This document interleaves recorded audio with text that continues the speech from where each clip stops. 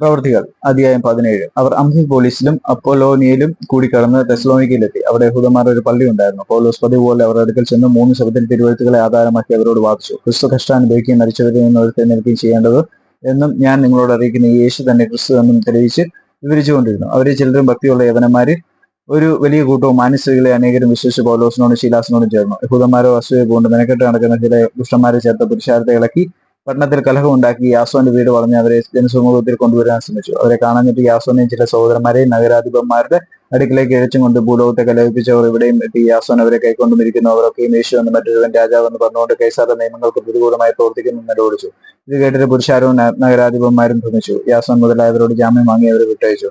സഹോദരന്മാർ ഉടനെ രാത്രി തന്നെ പൗലോസിനെയും ശീലാസിനെയും ബെരോവയ്ക്ക് പറഞ്ഞയച്ചു. അവിടെ എത്തിയാറെ അവർ യഹൂദന്മാരുടെ പള്ളിയിൽ പോയി. അവർ തെസ്സലോനിക്കയിലുള്ളവരെക്കാൾ ഉത്തമന്മാരായിരുന്നു. അവർ വചനം പൂർണ്ണ ജാഗ്രതയോടെ കൈക്കൊണ്ടതല്ലാതെ അത് അങ്ങനെ തന്നെയെന്ന് ദിനം പ്രതി തിരുവെഴുത്തുകളെ പരിശോധിച്ചു പോകുന്നു. അവരിൽ പലരും മാന്യരായ യവന സ്ത്രീകളിലും പുരുഷന്മാരിലും അനേകരും വിശ്വസിച്ചു. പൗലോസ് ബെരോവയിലും ദൈവജനം അറിയിച്ച തെസ്സലോനിക്കയിലെ യഹൂദന്മാർ അറിഞ്ഞ് അവിടെയും വന്ന് പുരുഷാരത്തെ ഇളക്കി ഭ്രമിപ്പിച്ചു. ഉടനെ സഹോദരന്മാർ പൗലോസിനെ സമുദ്ര തീരത്തേക്ക് പറഞ്ഞയച്ചു. ശീലാസും തിമോഥെയോസും അവിടെ തന്നെ പാർത്തു. പൗലോസിനോട് കൂടെ വഴിത്തുണ പോയവർ അവനെ അഥേനയോളം കൊണ്ടുപോയി. ശീലാസും തിമോഥെയോസും കഴിയുന്ന വേഗത്തിൽ തന്റെ അടുക്കൽ വരണമെന്നുള്ള കൽപ്പന വാങ്ങി മടങ്ങിപ്പോന്നു. അഥേനയിൽ പൗലോസ് അവർക്കായി കാത്തിരിക്കുമ്പോൾ നഗരത്തിൽ ബിംബങ്ങൾ നിറഞ്ഞിരിക്കുന്ന കണ്ട് മനസ്സിനെ ചൂട് പിടിച്ചു.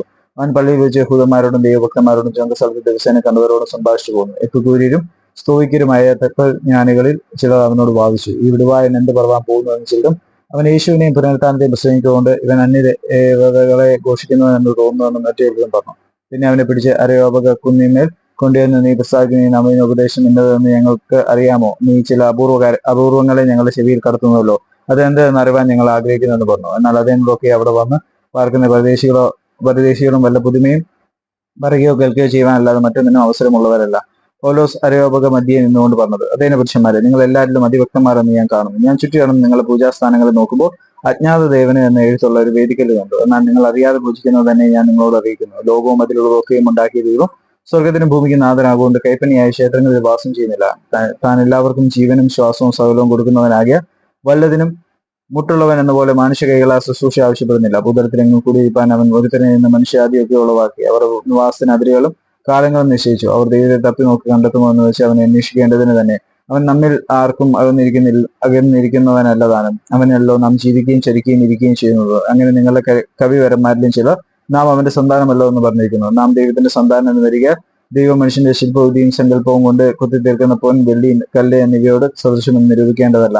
എന്നാൽ അറിയായ്മയുടെ കാലങ്ങളെ ദൈവം ലക്ഷ്യമാക്കാതെ ഇപ്പോൾ എല്ലായിടത്തും എല്ലാവരും മാനസാന്തരപ്പെടണമെന്ന് മനുഷ്യരോട് കൽപ്പിക്കുന്നു. താൻ നിയമിച്ച പുരുഷൻ മുഖാന്തരം ലോകത്തെ നീതിയിൽ ന്യായം വിധിപ്പാൻ അവൻ ഒരു ദിവസത്തെ നിശ്ചയിച്ചു. അവനെ മരിച്ചവരിൽ എഴുന്നേൽപ്പിച്ചതിനാൽ എല്ലാവർക്കും അതിന്റെ ഉറപ്പ് നൽകിയും ഇരിക്കുന്നു. മരിച്ചവരുടെ പുനരുത്ഥാനത്തെ കുറിച്ച് കേട്ടിട്ട് ചിലർ പരിഹസിച്ചു.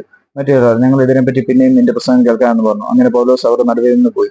ചില പുരുഷന്മാർ അവനോട് ചേർന്ന് വിശ്വസിച്ചു. അവരിൽ അരയോപകസ്ഥാനിയായ ദിയോനിസ്യോസും ദമരിസ് എന്നു പേരുള്ള ഒരു സ്ത്രീയും മറ്റു ചിലരും ഉണ്ടായിരുന്നു.